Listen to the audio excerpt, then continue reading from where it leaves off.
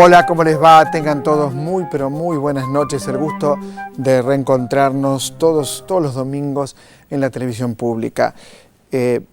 Primero un agradecimiento a la gente de la revista Eñe, que publicó una nota sobre los programas de libros, sobre los programas de cultura.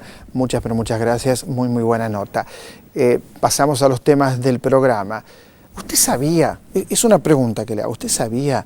Porque yo no sabía, y le pregunté a mucha gente y tampoco sabían, que Ernesto Che Guevara estuvo con Perón 3 veces en Puerta de Hierro, y que una vez estuvo con Perón disfrazado de cura. Bueno, esto y muchas otras cosas en este libro apasionante de Roman Lexman, Perón vuelve, cosas que realmente no se sabían, están aquí en el libro, contados además de una manera muy, muy ágil, muy dinámica, que uno hasta podría leerlo como un thriller, si se quiere. Así que Perón vuelve, Roman Lexman, y Roman está aquí con nosotros. En instantes vamos a hablar con él. Voy con otro libro que descubrió un excelente escritor, Juan Ignacio Boido. Ahí está en pantalla, El último joven, de Juan Ignacio Boido. La verdad que es un hermoso libro, lo vamos a hablar por supuesto con él, le voy a hacer muchas preguntas. ¿Por qué? Porque un escritor es alguien que tiene estilo, ¿no? Si no tiene estilo, si no construye forma, en realidad no es un escritor. Y esto lo logra perfectamente Juan Ignacio Boido, así que también vamos a conversar con él. Alguien que admiro, una doctora en filosofía, que usted la conoce, notable, realmente notable, Diana Mafía. Vamos a hablar de muchas cosas, ¿no? Vamos a hablar de feminismo, pero sobre todo vamos a hablar de la violencia contra la mujer, de la violencia de género y cómo el lenguaje opera, porque el lenguaje también es un arma, mejor dicho, es un arma, no también, es un arma.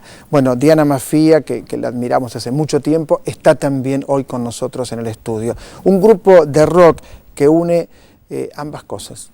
La música, el rock, a mí me apasiona el rock.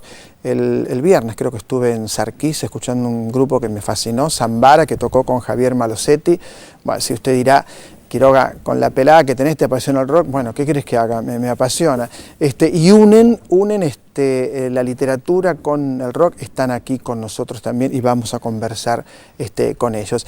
Y el buen teatro que ustedes saben, el teatro es mi vida, esto lo sabe cualquiera que me conoce, y probablemente el espectáculo más radical que hay en este momento en Buenos Aires, el más radical, el más brutal, pero también el que más vitalidad tiene, es Viejo, Puto y Solo. Ya el título es radical, ya decir la palabra puto y decirla por televisión ya es radical, ya es despectiva, ya es brutal. Digo despectiva, por supuesto, por la connotación que tiene, no por lo que yo pienso.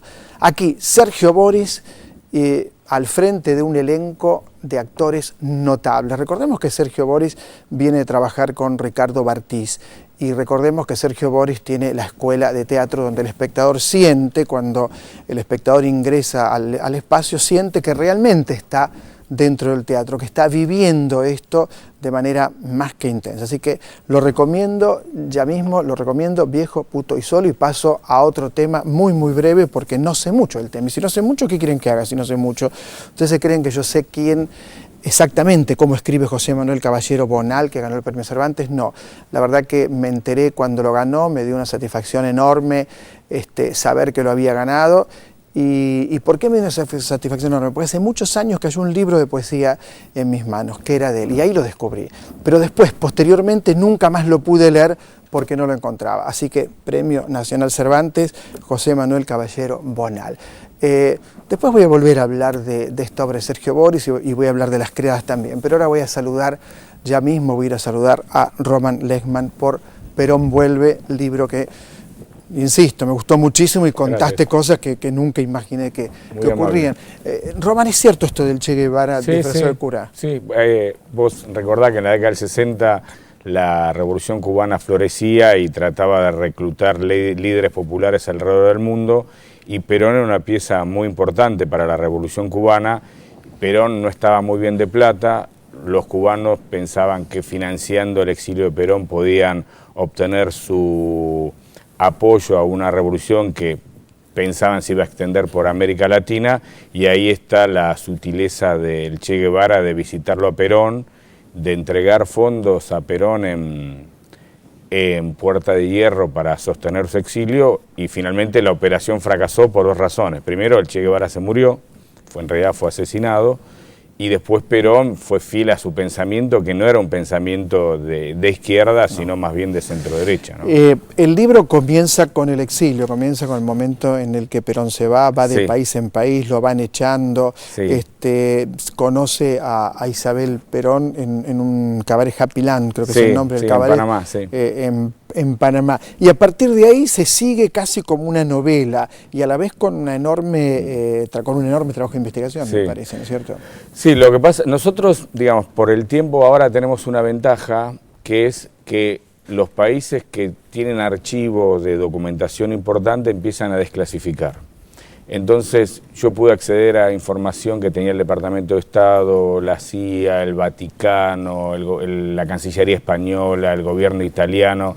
Entonces, como estos países seguían a Perón, el seguimiento bien entendido y en un contexto histórico te da mucha información, muchísima información, porque te cuenta cómo era la vida. O sea, por ejemplo, en la Cancillería Española vos tenés partes día por día de lo que hacía Perón. Entonces, quizás es una tontería decir, Perón fue a tomar café a la Confitería California. Bueno, no te agrega ningún dato, pero si vos ves las visitas, entonces vos vas entendiendo que primero lo visitaba un señor llamado Villalón, después lo visitaba Bergelber, después iba Galimberti. O sea, vos ahí encontrás una trama y una información que está puesta en el libro. Ahora te pregunto, como ciudadano de a pie, ¿por qué lo seguían tanto? ¿Lo seguía la CIA? ¿Lo seguía los servicios secretos españoles, los argentinos también? ¿Por qué tanto? Porque era un líder popular que podía gravitar mucho en la región, en América Latina.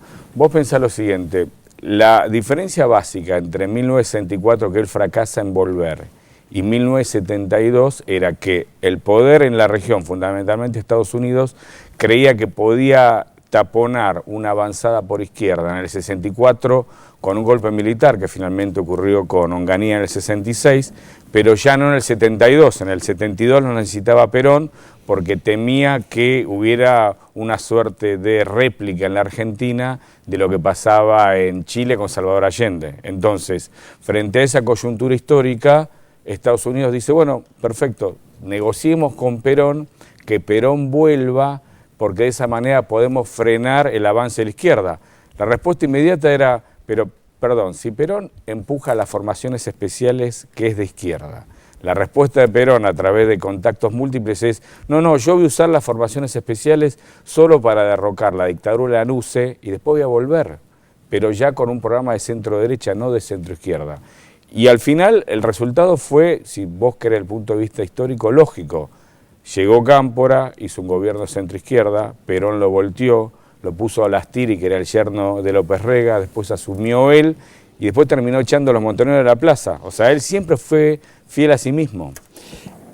A mí me impresionó mucho al leer tu libro el amor al poder que tenés que tener para apoyar tantas cosas contradictorias al mismo tiempo.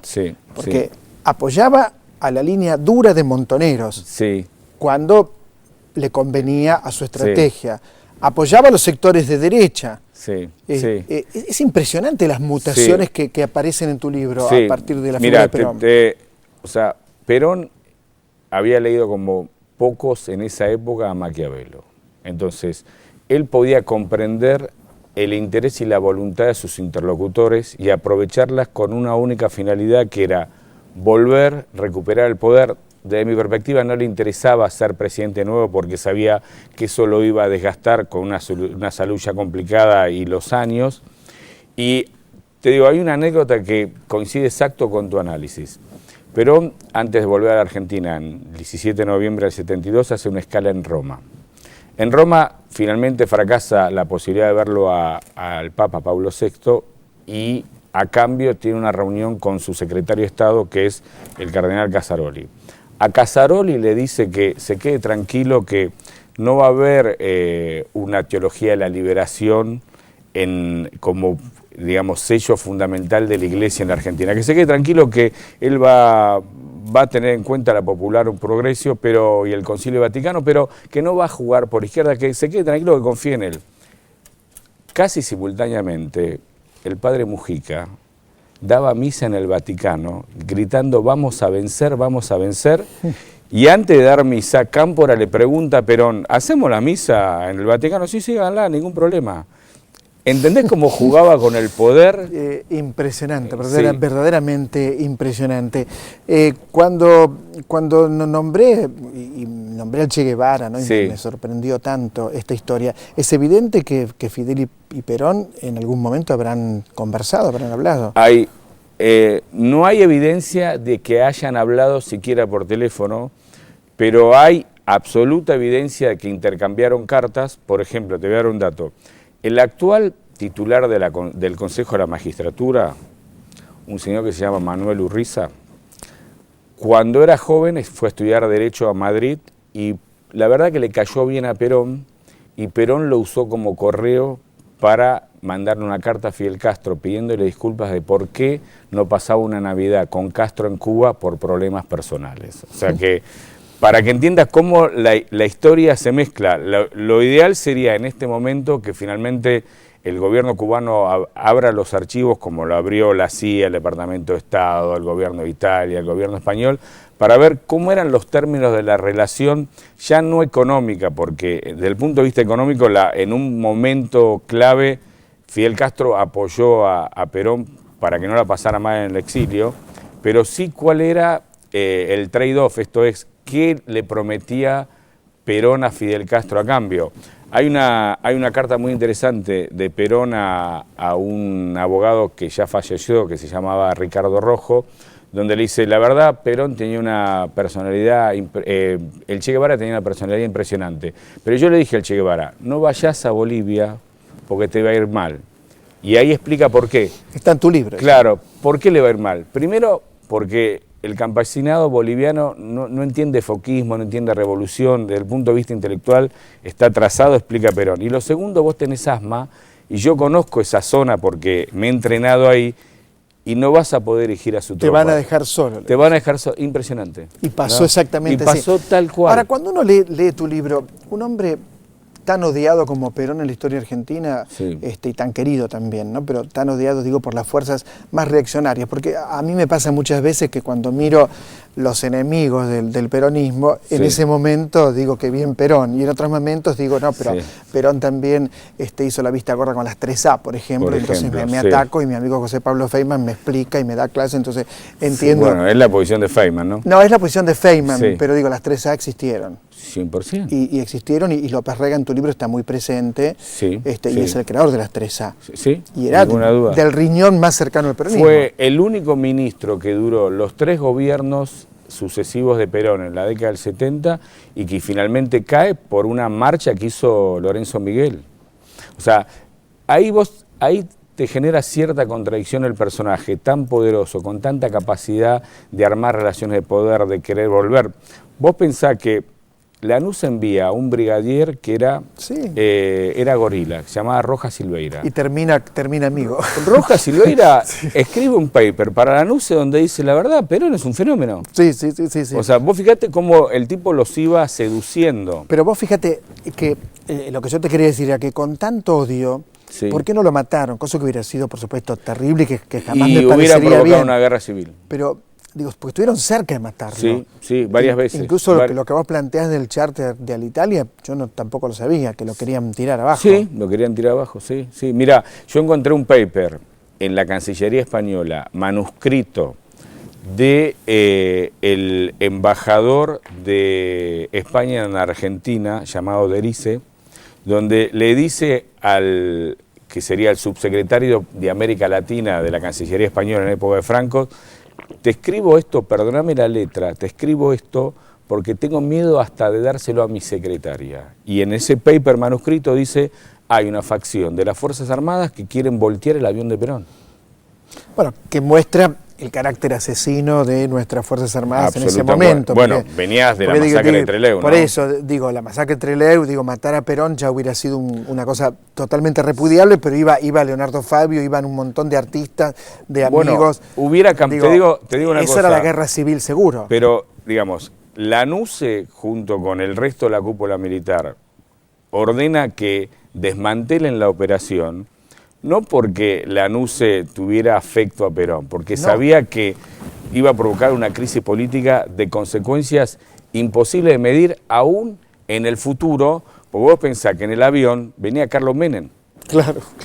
¿Entendés? Venía Isabelita, venía Cámpora, venía Guido Vitela, venía Hugo del Carril, o sea, en el avión venía Antonio Cafiero. ¿Entendés? O sea, el avión era una situación absolutamente paradójica porque pasaban la marchita y todos cantaban y en el avión estaba Hugo del Carril y el que cantaba era Hugo del Carril. Y el que cantó la marchita fue Hugo del Carril, digamos. Absolutamente. El registro más famoso es el de Hugo del Carril. Por eso digo, hubiera sido terrible. En el 64, vos lo narrás también, llega hasta Brasil. Sí. Y ahí una presión al gobierno brasileño hace que no pueda. Una presión hecha por Zavala Ortiz, que era el canciller de Ilia, que llama al presidente brasileño y le dicen, por favor no lo dejen seguir a la Argentina, que puede haber un golpe de Estado. En realidad Zavala Ortiz miente, porque vos sabés que en esa época estaba Bandor, y Bandor no iba a hacer nada para beneficiar a Perón. Estados Unidos también presiona al gobierno brasileño, que era una dictadura, y lo de Zavala Ortiz es parecido a lo que te conté de Rojas Silveira. Zavala Ortiz está probado que en los bombardeos del 55 era copiloto, iba en los aviones que bombardearon. Juega contra Perón como canciller de Ilia, y después del golpe de Estado se reúne con Perón a ver de qué manera pueden recuperar la democracia. O sea, mirá cómo era la política de esa época. Sí, increíble. Una vergüenza absoluta. Sí. ¿Cómo alguien tan inteligente como Perón, con esta capacidad y este olfato político, me parece, es una pregunta, confunde a Isabel con Eva, ¿no es cierto? ¿Cómo cree que Isabel puede tener el carácter de Eva Perón? Te voy a decir una cosa, y te sumaría ahí, si me permitís, en esa pregunta a López Rega. Si me preguntás a mí, es la demostración clara y real de que era un ser humano. Digamos que lo guió el amor o algo del orden del amor. Sí, ¿no? O sea, a ver, vos pensás que él vivía tejiendo y destejiendo para llegar al poder. Pero una vez que se iban todos, los únicos que quedaban en un departamentito un poquito más chico, más grande, depende de dónde vivía y quién le daba la plata, era Isabelita, que cocinaba, y López Rega, que planchaba las camisas. O sea, empezó planchando las camisas. Planchando las camisas. Pero te digo más, los primeros que acompañaban a Perón en el exilio caribeño, le decían a Perón, guarda con Isabelita, que es informante de la Libertadora. Bueno, aparece una sospecha en tu libro, confirmada, de que ella sea informante de la CIA. Sí. Lo que pasa es que eso es lo que uno llama un agente inorgánico. O sea, tomá unos pesos, contame qué hace Perón. O sea, no es que estaba reclutada en la CIA, no era Jodie Foster en el silencio de los corderos. Exactamente. Porque aparte no le daba al Pinet. Sí. Ahora, Isabelita le dice, Isabelita plantea ciertas dudas en el entorno de Perón y le dice a Perón que está embarazada, que cómo la va a echar del departamento, que está embarazada, y Perón tenía un médico que había estado participando en la Segunda Guerra Mundial del lado de los nazis, que la revisa y dice, no está embarazada, y finalmente Perón la recupera y le dice a su entorno, bueno, a alguien tengo que querer. Y López Rega le hace prácticamente lo mismo en otro sentido. López Rega vendía una tintura de pelo. Sí, no se puede creer. Que decía que te pintás con esa tintura y te va bien toda la vida, y en la cajita estaba el rostro de Perón. Sea como Perón, nunca va a tener ganas. Perón lo echa y después vuelve López Rega. Y finalmente López Rega, cuando muere Perón, es el poder de la Argentina. Ahí vos te das cuenta cómo juega la intimidad en un personaje poderoso, los años, porque ahí tenés una relación, yo te diría, inversamente proporcional. Él se acerca a la Argentina a cumplir su sueño de recuperar el poder, pero cada día tiene menos fuerza y está más dependiente de quienes lo rodeaban, y además los que lo rodeaban pensaban como él. O sea, vos podés plantearte, bueno, Galimberti era más inteligente que López Rega, y seguramente sí, pero Galimberti entraba y salía de Gaspar Campos. López Rega vivía en la planta alta, en el cuarto de al lado. Y cuando Perón decía, quiero un mate, no era Galimberti, no era Tayana Padre, no era Campos. No era Antonio. López, no era Antonio Café, era López Rega. Entonces, al final, que a mí me parece hasta paradójico y te diría patético, luego de construir durante casi 18 años para volver, el volver significó suceder el poder en López Rega e Isabelita. O sea, vos fijate qué final tan trágico para un líder político. Porque él tenía, ¿no?, 76 años, creo ya. Claro, en esa época, 76 años, eran muchos años, aparte estaba muy cansado, tenía un problema de próstata, le dolía el corazón, o sea, estaba mal. Y también hay que decir que tenía un médico buenísimo que era Jorge Tayana Padre, que no lo dejaban trabajar porque ahí sí funcionaba el entorno, ¿viste? O sea, el entorno funcionaba para que no supieran bien qué le pasaba al general, pero no funcionaba, pero sí funcionaba para las decisiones políticas. O sea, plantear que el entorno fue el que le dijo a Perón hacer la AAA, no es cierto. La verdad no es cierto. No. Hay algo que me apasiona de tu libro, que casi es lo central, que es la batalla de Lanús y Perón. Sí, es un partido de ajedrez. Sí. Sí, y una ferocidad muy grande, porque cuando le dan $50.000 por toda la plata que le deben. Sí. De las pensiones como presidente, sí. Y le llevan, esa escena que le llevan el cadáver de Eva Perón a Puerta de Hierro. Increíble, ¿viste? Y que él se acerca, lo abre el féretro y dice Sella. Sí. Escalofriante. Sí. Muy bien escrita, por otra parte, tenés talento de escritor, ¿no? Muchas gracias, Waldo. Pero, digo, uno diría, bueno, ahí se queda tranquilo, ya está, Lanús se podía decir, ya está, ya. ¡No! Arreglamos con el viejo, le tiramos 50 lucas verdes. Le damos el cadáver, le damos el cadáver, si quiere le mandamos unos mangos más para que viva tranquilo. Y el tipo le redobla la apuesta. Bueno, porque ese es el verdadero Perón. O sea, el hecho de que primero le mandaron un coronel que era un tipo muy inteligente para la época llamado Cornicelli, que Perón lo verduguía y le decía Vermicelli, quedó desplazado, lo mandan a Rojas Silveira. Rojas Silveira inicia una negociación con todo lo que vos contás. Para Perón, cada cosa que le daba a Lanús era un signo de debilidad. Era al revés. Si no, ¿por qué te la va a dar? Pero, escúchame, estuvo casi 10 años enterrado el cadáver de Evita en Milán. No sabía en dónde estaba. Con otro nombre. Con Mayer Magistris era el nombre. Y Lanús se lo devuelve. Es así, cuando Perón se entera que le van a devolver el cuerpo de su verdadera amada segunda esposa, ahí él termina de entender que la dictadura está en problemas. O sea, no va a estar satisfecho, porque era el peor ícono que podía tener respecto a la historia de Perón en la dictadura. Era lo que más deseaba Perón, recuperar el cadáver, que entre paréntesis, por suerte, estaba ahí Paladino, porque López Rega quería abrir el ataúd de Evita con una especie con un escalpé, con un tira de eso fue después, con una especie de abrelata. Exactamente, una abrelata. Pero el primero quería abrirlo con una especie de soldador, donde podía haber prendido fuego el cadáver, porque era una momia. ¿Entendés? O sea, la verdad que esa parte fue tremenda, pero yo creo que al final hay dos cosas respecto a Lanús. La primera, una que es paradójica, que vos tenés la masacre de Trelew, Lanús finalmente autoriza que vuelva Perón, lo dejan presa un día, porque quería forzar una negociación que Perón entiende la debilidad y no acepta. Pero ese día, el 17 de noviembre, no murió nadie. O sea, hubo represión, maltrataron a los militantes, le pegaron, le tiraron gases. Pero ese día no murió nadie. El 20 de junio del 73, ya con Cámpora en el poder, en democracia, murieron muchos.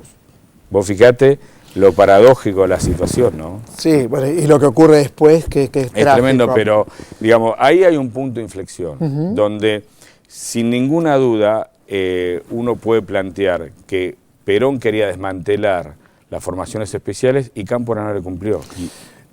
Román Lechman, te felicito. Bueno, muchísimas gracias.